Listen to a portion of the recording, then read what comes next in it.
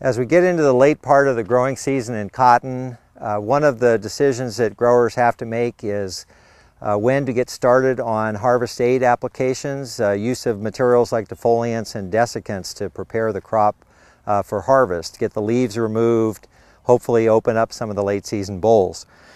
There are a number of tools that have been developed here in California as well as in other locations across the cotton belt as a means to make an estimate of readiness for defoliation. One of the ones we were going to talk about just briefly here today is called nodes above cracked boll.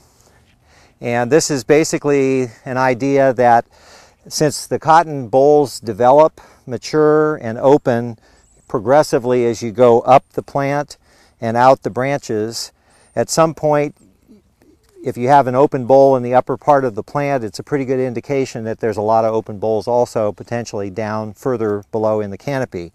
So this whole concept of nodes above cracked boll is based on coming up with a number for a Kala cotton or for Pima cotton that would indicate that the crop is ready for the first harvest aid application. Okay, the way we would do an evaluation of nodes above cracked boll in this particular plant here, we have one where the plant's fairly advanced in terms of moving open bolls up the plant. We have a first position fruit on a fruiting branch that you want to find. This is the uppermost node where there's a cracked open boll. Okay, that'd be on its way toward being ready for harvest.